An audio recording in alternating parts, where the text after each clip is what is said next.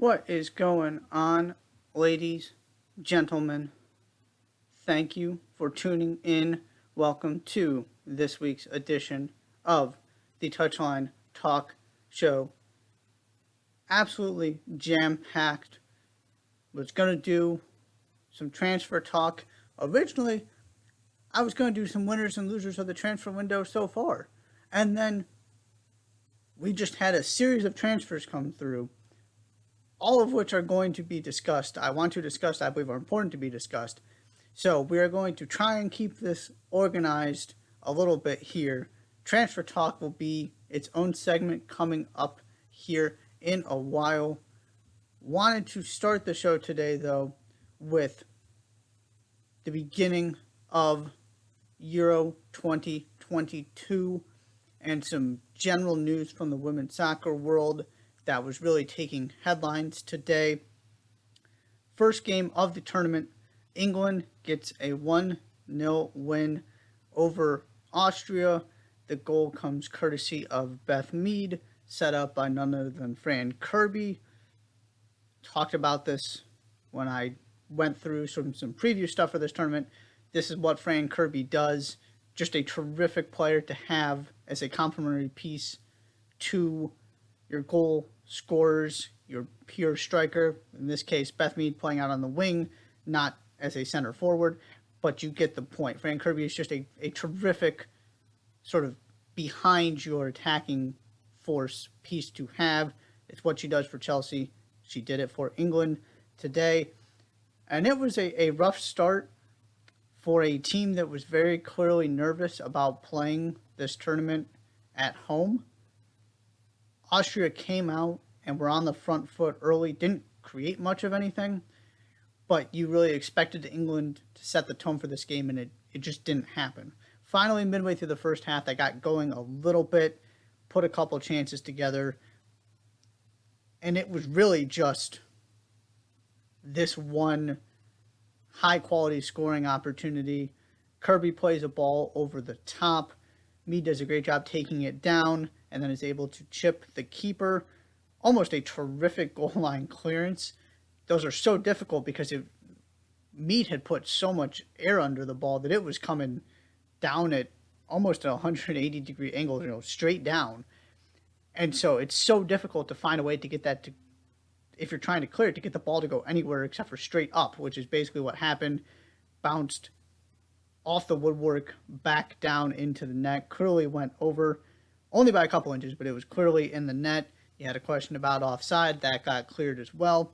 And so all of a sudden, England, without creating much of anything, have this 1-0 lead. And the question coming in with Austria, this is a team that was very good defensively in 2017 as well. Can you create anything going forward? Do you have somebody that can unlock a defense? And that was really the struggle all game long. England was nowhere near their best. You didn't see that attack in that sort of free-flowing, brilliant mode it can reach at times. It was rather disjointed. You didn't see a lot of pressing. It just was sort of uncomfortable, and they weren't controlling the game, even from a tempo and sort of feel standpoint. Austria was very comfortable the entire time, and were able to keep it at 1-0, which of course always gives you a chance. And last 15, 20 minutes, Austria really picked things up offensively. Never really actually got to the point where you had some clear goal-scoring opportunities. That the inability to have a creative player out there to unlock some things was a glaring hole in this Austrian attack. They were relentless. They kept winning the ball back. Were the more physical team. Won the 50-50s. All of that stuff really made life difficult for England. But at the end of the day, England had that one moment of quality, and Austria could never get it. And in the first half, especially, like I said, right at the beginning, Austria started brightly, but it was just a lot of crosses being lobbed into the box and Millie Bright heading them away. England always had control of their box. And so there was a decent shot in the final minutes by Austria. It was certainly tense from an England standpoint because, of course, you want that second goal, and just knowing one moment, and Austria was starting to pick things up and really dictate the terms of the game. But it never got to that moment where if I'm England, I'm feeling lucky to survive. If I'm Austria, I feel like I deserved a point, that was a relatively balanced game. But from the England perspective, there is no moment to point to and say that's where we got let off the hook. That's where we got lucky. It was just a very solid defensive performance, limiting the real good looks at goal. And ultimately, it's good to see England win ugly, and you got 3 points to start the tournament. Got the nerves out of the way. Now you know what this feels like to play in front of these massive crowds, with the pressure, being the home team, being one of the favorites. And if you can get all of that, sort of get a bad game out of the way where you're not clicking offensively and deal with the nerves for the first time and still come away with 3 points, you'll take that any day of the week. It's not going to be pretty every single game. I expect England to be much better moving forward, but this is how it goes sometimes, especially against a team like Austria, who makes their living on being organized, hard to break down, and difficult to play against. That's exactly what happened in this game. England was not at their very best, still found a way to get the 3 points. You move forward, and you are not upset about it at all. If I'm England, I'm feeling decent about this. Of course, there are things that need to happen moving forward when you're talking about a larger conversation of can this team win the tournament, what needs to happen for them to win. But taking it game by game and just looking at this, you got to feel pretty good. You did what you came there to do. No glaring issues. You just need to get the offense clicking a little bit. The other unfortunate news coming out of the Euros right before they started is that Alexia Putellas tore an ACL in training for Spain, which means Spain has now lost both her and Jennifer Hermoso during the preparation for this tournament, which is incredibly heartbreaking and somewhat unbelievable. Just so unlucky to have both players in camp preparing to go and both suffering these serious injuries. Of course, this is your reigning Ballon d'Or winner and Putellas, arguably the best player in the world, and these two together are a big reason why many people consider Spain the favorites in this tournament. They put together 34 goals and 21 assists in 49 La Liga appearances last season for that incredible Barcelona team. And you don't have either of them. And of course, this Spain team has plenty of other weapons. But these two brutally unfortunate injuries changed the complexion of this group in a significant way. We're talking about 3 of the top 15 teams in the world according to FIFA's rankings in this group. And you certainly considered Spain the favorites and a team you expected to get out of it. Now that's a real question mark. They certainly can, but it is a completely different conversation. And that's before you even get to the larger discussion about what this means for the tournament overall. And the other thing I want to throw in here is I've been harping on this with Barcelona, but just from a legacy perspective and what this team means to the sport on the women's side, this group of players, and the overall sort of hierarchy. You have the opportunity to finally topple Lyon to win a Champions League. You get beat pretty soundly. You have the opportunity to bring the core of that team, led by Putellas, into the Euros and get a trophy and become champions of Europe, which can still happen, but now you don't have Putellas and Hermoso to be part of that equation. That was one of the things I was really looking forward to about this tournament, because I'm fascinated with this overall sort of rise to dominance and just what this Barcelona team means it's a fascinating discussion because of the way this sport is set up between the NWSL, your traditional Champions League powers in Europe, and now Barcelona is trying to get to the point where they are viewed as the best team in the world with all of these incredible players. And one Champions League isn't enough to do it. You missed an opportunity here, and now whatever happens in this tournament, there's going to be an asterisk to it because you didn't have Putellas, which is just, heart goes out to her. Hopefully she recovers smoothly as quickly as possible and is back to her normal brilliant self sooner rather than later. Also, before we take a quick break here and get into transfers, wanted to address and explain some of the things going on with Barbra Banda in AFCON.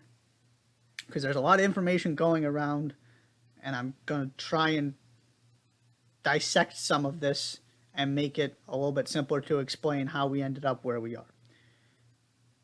Barbra Banda had 2 hat tricks for Zambia at the Olympics and appears to be on her way to Real Madrid. One of the rising young stars, one of the most exciting young talents in the sport. This is not a random player who is going to sort of now be in the spotlight because of this unfortunate situation everybody now finds themselves in. But she was going to be a household name because of what she was doing on the field. She is that important and has been that good. So she goes to AFCON, doesn't play the first game. It's not exactly clear why. Then comes more information and the Zambian Federation saying she didn't meet the Confederation of African Football, CAF, criteria reportedly related to testosterone levels. And so the Zambian Federation is saying there is the CAF criteria for this tournament was not met. The African Confederation has not, to my knowledge, and I did quite a bit of digging, taken any kind of responsibility or really acknowledged any kind of role they have played in Banda not being able to participate in this tournament, which is where a lot of this confusion is coming from and what makes this story so strange.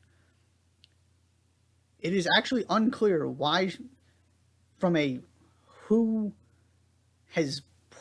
made the decision that she is unable to play. It is unclear. It seems to be clear that this is a issue related to testosterone levels, which of course gets down an entire rabbit hole. Don't want to dig into that right now. But I would like to highlight the importance of transparency here and the lack of it in this process. And how unfair that is to Barbra Banda. It would be great if somebody could say, here is actually the series of events that unfolded. Because we're just having a bunch of fingers pointed at each other and some accusations thrown around.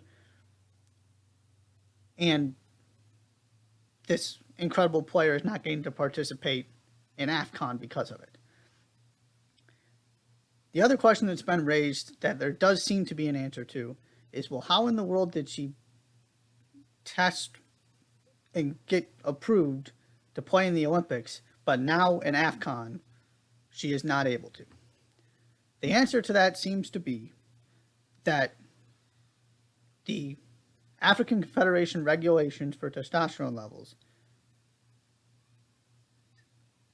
seem to be similar to or potentially even stricter than the ones for the Olympics. And so there is a theoretical world in which Banda's levels were too high for AFCON, but not for the Olympics. That also hasn't been explicitly stated. The general thought seems to be, after the CAF is saying we're following the same rules as FIFA. So that is a potential logical explanation for how we got to this point. That's about where I'm going to leave it. It would just be terrific and respectful to Barbra Banda to communicate what is actually going on here. And then, of course, it goes into the larger conversation about how these kind of situations need to be handled in the future from a policy standpoint, and the many layers that go into these kind of conversations. But that is the situation as I understand it at this moment in time. Wanted to provide some clarity and also highlight this as something that is happening, because with the Euros starting and all of the other stuff in the soccer world going on right now, it's easy for this to get lost in the background. And this is an important thing that needs to be elevated, discussed, have a light shine on it, because nobody seems to know what's going on. And this is a conversation that, frankly, the soccer world and society in general just needs to get better at having and find an actual solution and make progress towards something that seems to be fair and equitable and works for people. And of course, everybody's got different ideas of what that means. But we're not at a point where it's working yet, regardless of what that means to you. So this is another example and just an unfortunate situation. Again, we don't know very many details, but that seems to be the 50,000-foot view of what is going on, how we ended up in this position.